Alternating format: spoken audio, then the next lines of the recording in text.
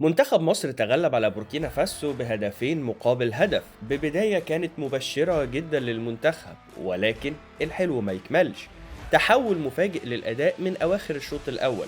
فتعالوا مع بعض نحلل أداء المنتخب ونشوف إيه اللي اختلف. مبدئيا ده الشكل اللي ابتدى بيه منتخب مصر اللقاء، حاجة أقرب ل 3-5-1. هتقولي ناقصين لعيب، هقولك ده صلاح اللي معاه الحرية في النزول وبناء اللعب، والطريقة دي لجأ ليها حسام حسن بسبب عدم وجود باك شمال جاهز، فكان استخدام تريزيجيه بأدوار هجومية أكتر هو الحل، ولكنه كان الداء والدواء في نفس الوقت، وهنشوف ليه. في المقابل منتخب بوركينا فاسو اختار يبتدي اللقاء ب 5-3-2 بدفاع متأخر من حدود منطقة جزائه، وبالتالي ما كانش عندنا أي مشكلة في الخروج بالكورة وتطبيق أفكارنا.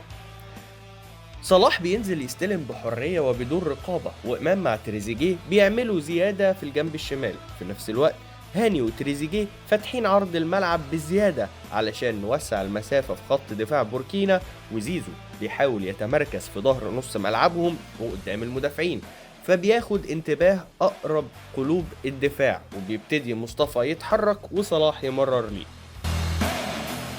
حتى لما فكرت بوركينا تضغط عالي كان بيبقى الوضع 2 مهاجمين منهم على 3 بيبنوا اللعب، فما كانش عندنا مشكلة في الخروج بالكورة.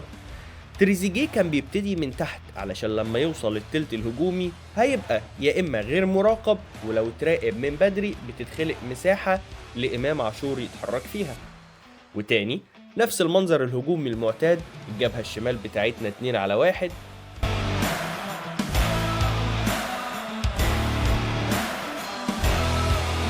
الراجل اللي مراقب صلاح بيغفل عنه، وده بيتيح وقت ومساحة كافيين ليه فإنه بيلمح تريزيجيه ويصنع له الهدف الأول، اللي تحرك تريزيجيه القطري فيه كان رائع. لقطة كمان نفس الأفكار نفس الأسلوب، أنتجوا أكتر من فرصة خطيرة أهمهم فرصة إمام عاشور.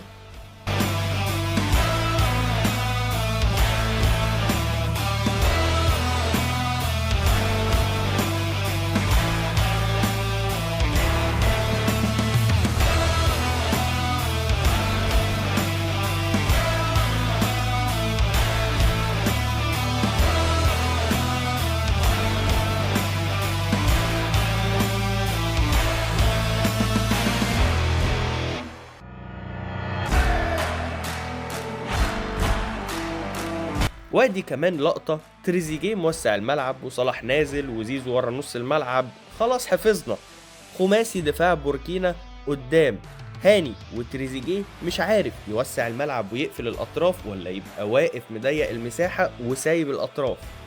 هاني بيعمل الوان وبيجري علشان ياخد التو، ولكن زيزو وفنت رائع يطلع 2 لعيبة بره اللعب ويخلق لنفسه مساحة، وبيعمل عرضية ولكن تمركز رائع من تريزيجيه وإمام علشان الكورة التانية، وتغطية متأخرة من نص ملعب بوركينا فيسجل تريزيجيه الهدف التاني.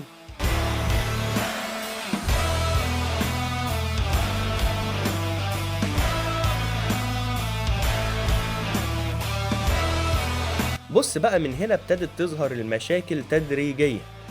شوف تريزيجيه واقف وما عملش زيادة وما خلقش موقف التفوق اللي كان بيعمله من أول الماتش. إمام بيستلم وبيدور على المساندة، ولكن تريزيجيه ما جاش. الراجل طلع ورجع 80 ياردة حوالي 6 أو 7 مرات في 18 دقيقة. فمن اللقطة دي ابتدى يبان المشكلة اللي هنواجهها في الماتش ده. إمام بيلوم تريزيجيه، انت ليه ما اتحركتش كل ده؟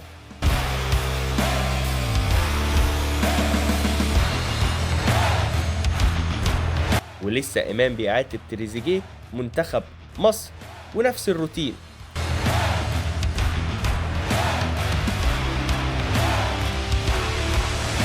خلقنا موقف 5-على 4، وشوف تريزيجيه فين وهاني فين ومصطفى بيجري على قلبين الدفاع، وده منعهم من الضغط، وفي نفس الوقت هاني مثبت الباك الشمال و2-على 1 الناحية التانية. وهنا لو زيزو لعب لتريزيجيه كان غالبا هيبقى جون الهاتريك. بوركينا غيرت طريقة ضغطها من أواخر الشوط الأول أعتقد في غفلة من الجهاز الفني لمنتخب مصر. الضغط بقى مان تو مان، وبالتالي الشناوي بقى مجبر على الكرات الطويلة، ولكن هنا كانت في مصلحتنا. ضربت 6 لعيبة من بوركينا، وبسبب شراسة الالتحام كسبنا الكور التانية ورحنا 5-3. وزي اللي فاتت لو اتحطت لإمام كان هيبقى الوضع مختلف. من هنا بقى ابتدت تظهر مشكلة تانية في دفاعنا ضد المرتدات.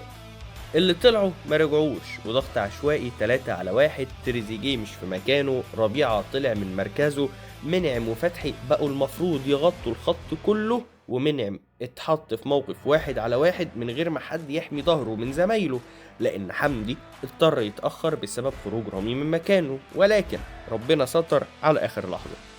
في الشوط الأول برضو ضغطنا كان شرس، ودي نقطة اختفت الشوط التاني، وده يا إما نتيجة إجهاد أو استسهال.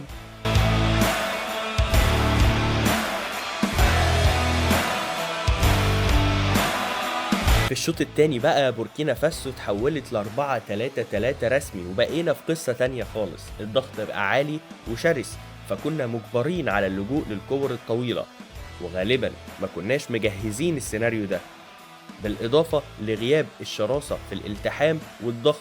الجري اختفى تقريبا من المنتخب لحد نزول أكرم توفيق في نص الملعب، يمكن ادانا نفس شوية. منتخب بوركينا فاسو بقى يدور على المساحة اللي في ظهر تريزيجيه وهاني ويلعبوا 1-1، خصوصا على عبد المنعم، ودي كورة الفاول اللي تسببت في الهدف الأول. نفس الضغط البوركيني في اللقطة دي. زيزو ابتدى بقى يتحرك، عايز يدور على مساحة، عايزين نطلع بحلول، ولكن دقة تمريرات هاني كانت علامة استفهام، أو معظم قراراته الحقيقة.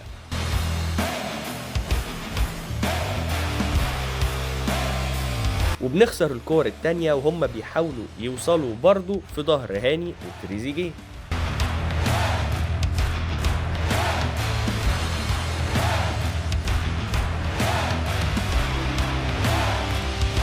هنا ابتدى زيزو يبقى أكتر حرية لما بقى 10 بعد نزول أكرم جنب مروان، وبقى الرقابة على زيزو أقل، فابتدى بعدها يتحرك على أطراف الملعب، ودي أول مرة نخرج بهجمة منظمة في الشوط التاني.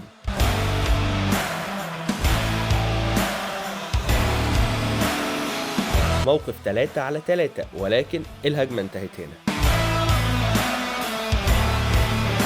وبعدين ادي تاني مرة نخرج من الضغط، كانت بعد حل فردي من رامي ربيعة كسر بيه خط الضغط الأول لبوركينا فاسو بعد نزول عمر كمال على الطرف ودخول تريزيجيه للعمق أكتر.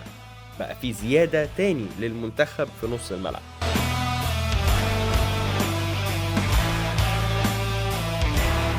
وهنا بنشوف تحركات تريزيجيه وازاي ساهمت في خلق مساحة لصلاح يستلم ويلف، وكان ممكن يلعب لهاني، ولكن تحس ان من بعد الهدف التاني بقى في شعور في المنتخب ان هم مش عايزين يبذلوا مجهود كبير او مش قادرين، فكان دايما الاتجاه لتهدئة اللعب.